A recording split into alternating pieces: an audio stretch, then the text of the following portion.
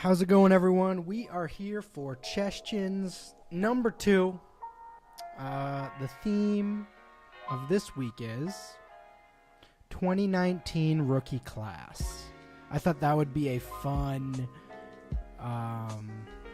topic to talk about as we enter the fantasy football off season, or as we call it in the dynasty community, the regular season.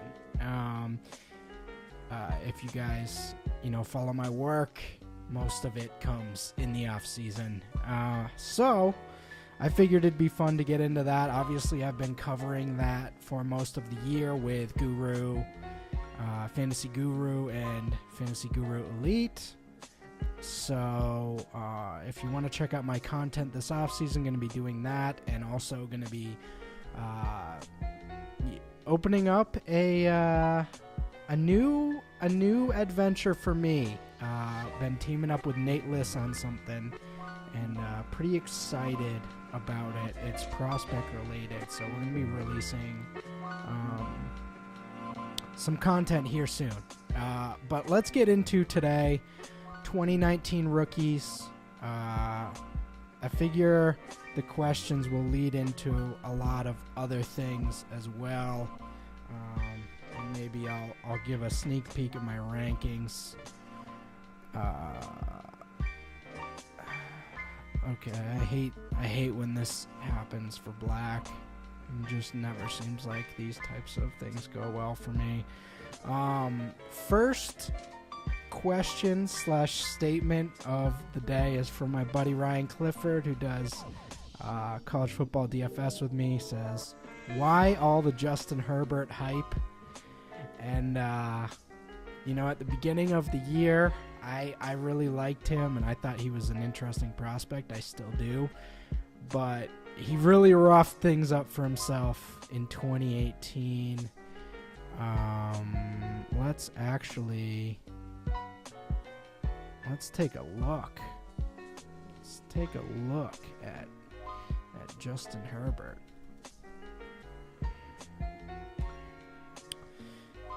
All right. I don't know what to do here. So when I don't know what to do, I just kind of move. Yeah, obviously Herbert's big dude, 6'6", listed at 6'6", 233. Started off the year amazing against some weaker competition, and then once he got into conference play, he quickly recognized all he had for receiving options was Dylan Mitchell. And things got really ugly. He got really straightforward with his reads, and I don't think this Oregon team was very good either, is the issue. I think he actually made them better.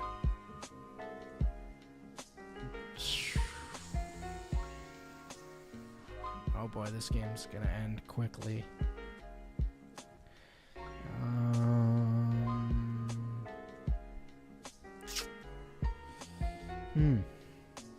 I don't know.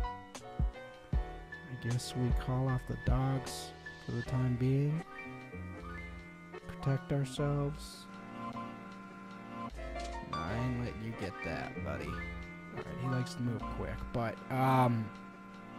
so I was really excited for this Cal game. I went into this, super pumped because Cal early in the year, their defense was looking really good, and I wanted to see how he reacted to a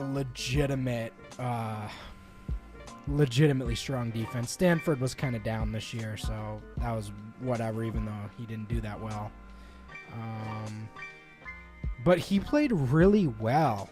There were some highlights that came across where he had some really good reads in this game and made some big boy passes, but ultimately the rest of the year was really tough. I think this Washington game was really impressive as well. Washington's secondary has eaten everybody up all year, essentially, and he went in there and he played well. And then the wheels started to come off against some Oh my gosh, I'm going to run out of time.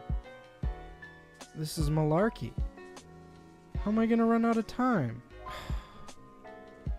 Alright. Whatever, man.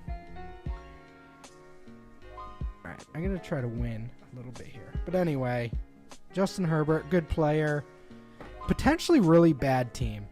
I think that's my read currently. Next question, Nick Reeves, Alcoholic08. He said, if the Chiefs go running back day 2, is that the new 101? I think this is a great topic to talk about. He is getting to the meat of what this draft season and what these rookie drafts are going to look like. Is there going to be a running back to emerge? And I would say currently absolutely not. I'm all in on these receivers, and I don't see any way I'm going to bump any of these 2019 running backs in front of... I don't see myself taking a running back in the top 4. Really. I mean, unless something really crazy happens.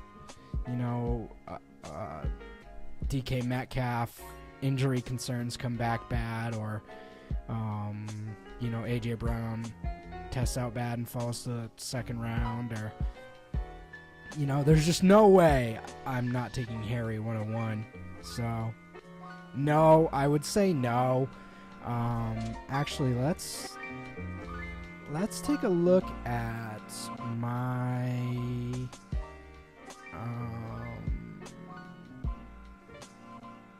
my dynasty. Where is it? There it is. All right. Let's look at my 2019 rankings for a second here. So, I have Damian Harris as the top running back in this class so far. And I don't envision that changing unless Darrell Henderson blasts the combine. So I got this guy in a really bad spot.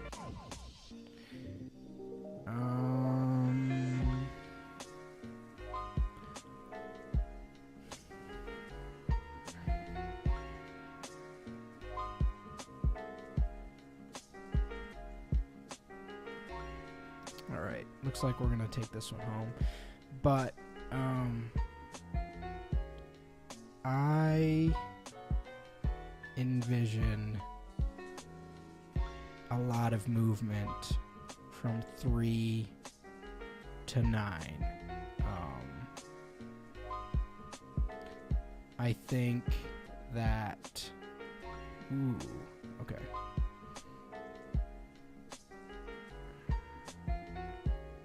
This guy's in a lot of trouble. A lot of trouble. Oh, I could have had him. That's a bummer. Oh, well.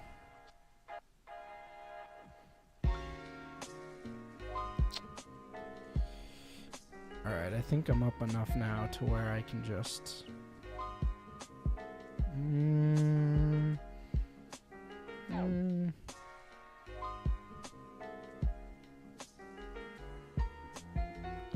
I could just...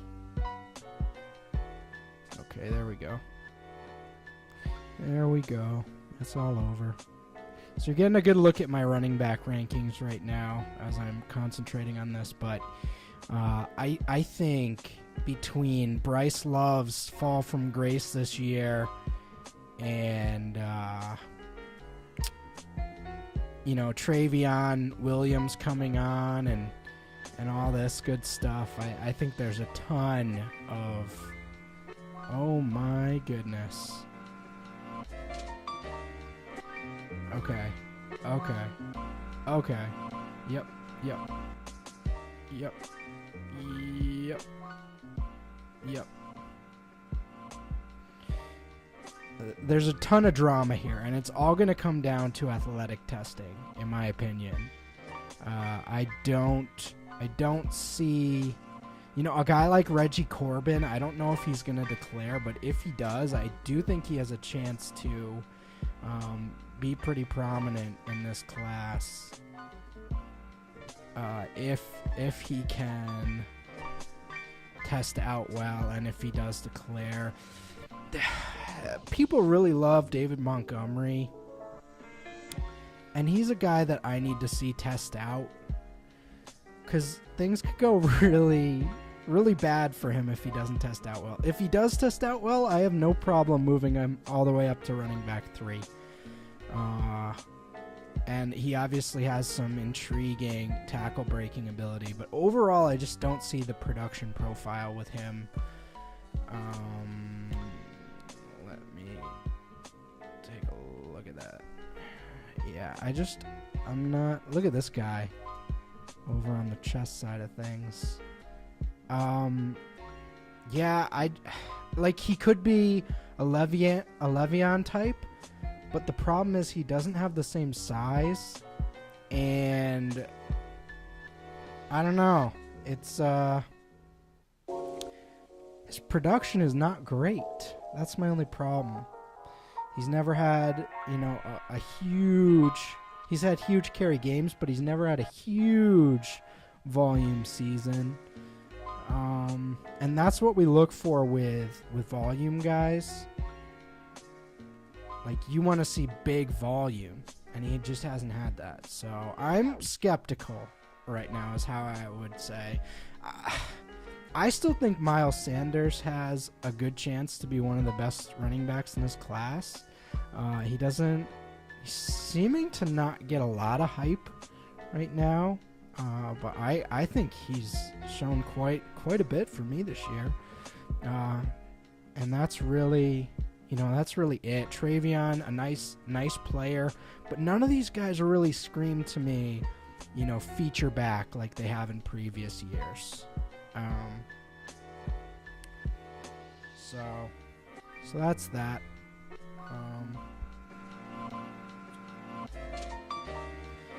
Yeah, okay, next one's a good one as well.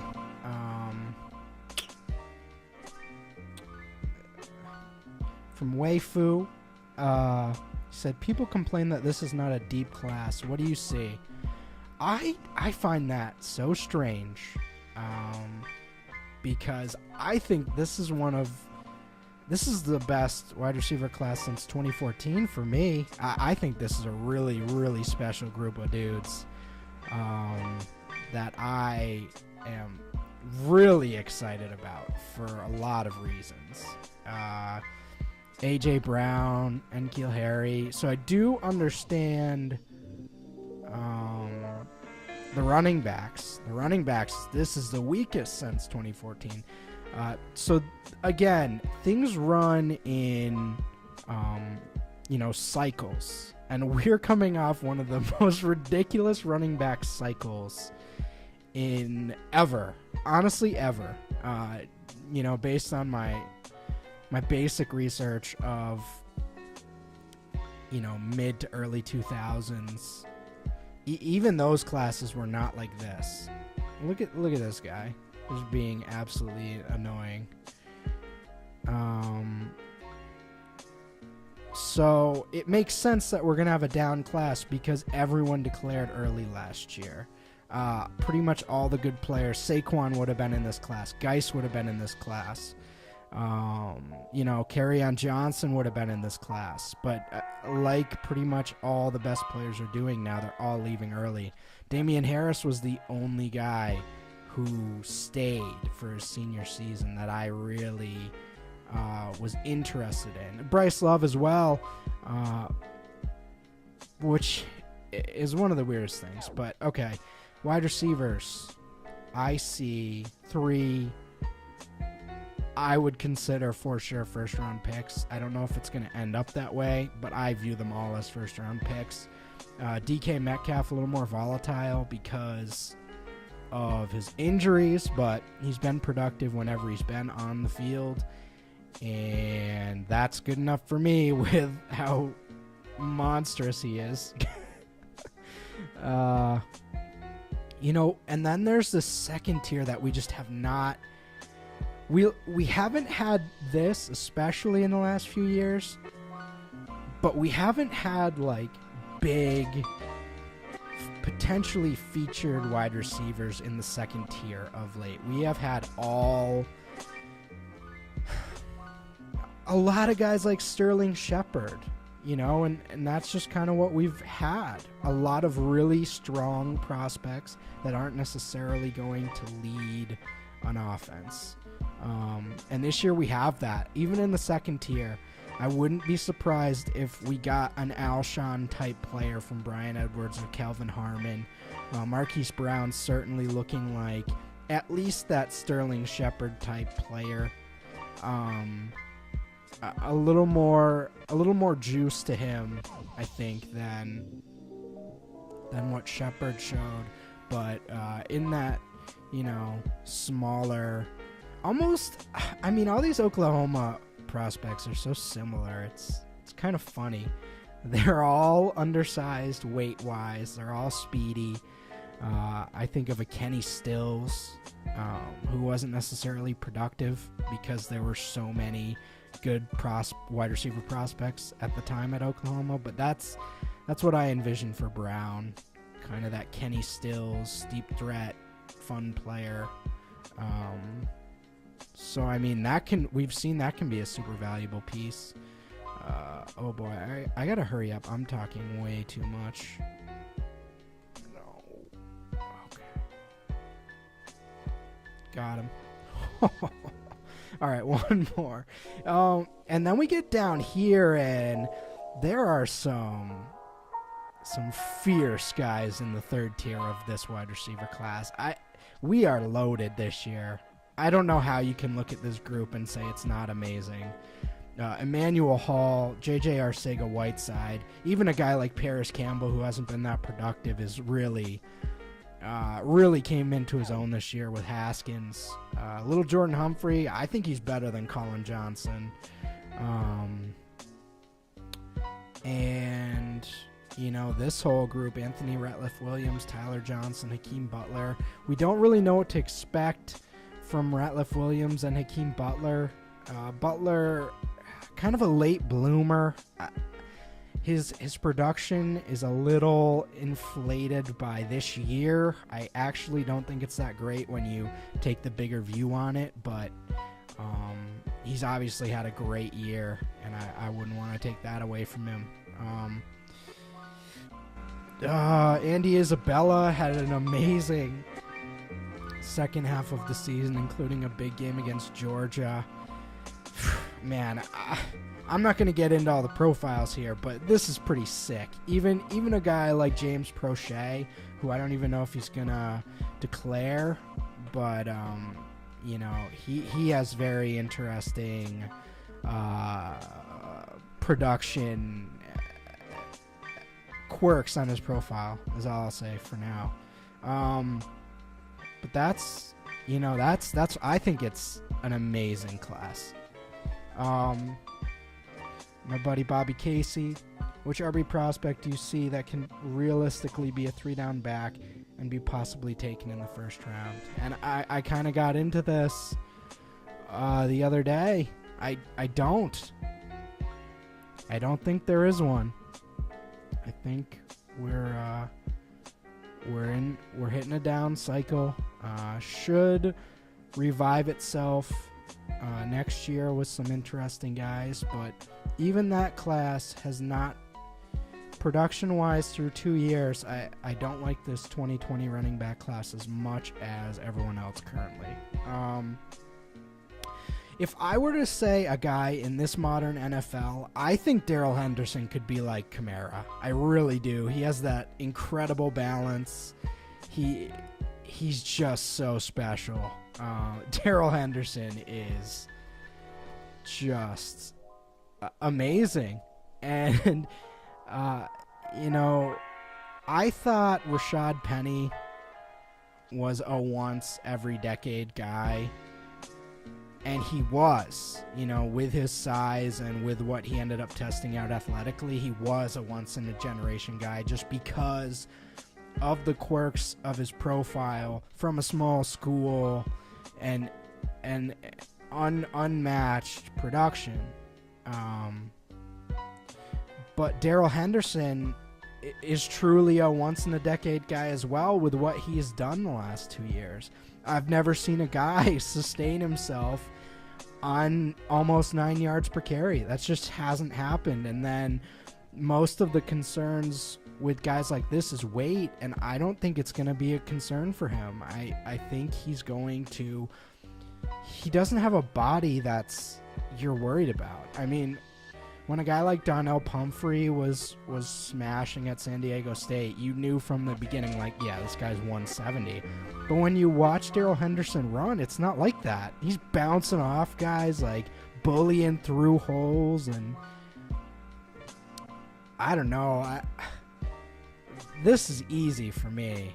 And if Damian Harris screws up at all, I'm going to have a pretty easy RB1 this year. I don't know.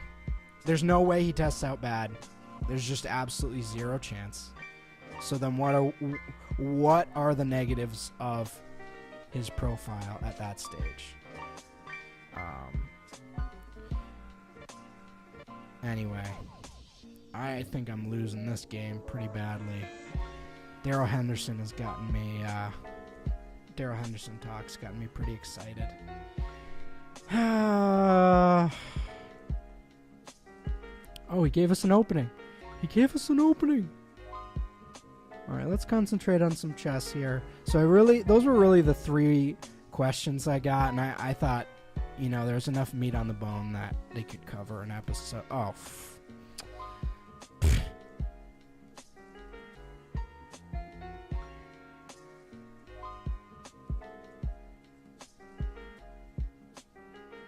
all right, let's speed chess this. Oh, that's a great move. No. Get out of here. Oh, no.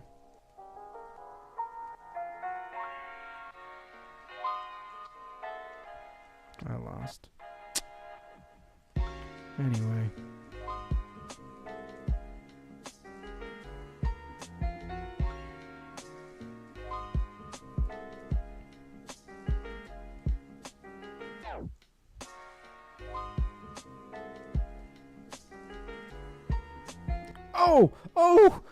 Oh, you guys saw that. All right, rough day at chess, but I thought we got some interesting info out there. As always, like and subscribe, and hope you enjoyed this episode. And, yeah.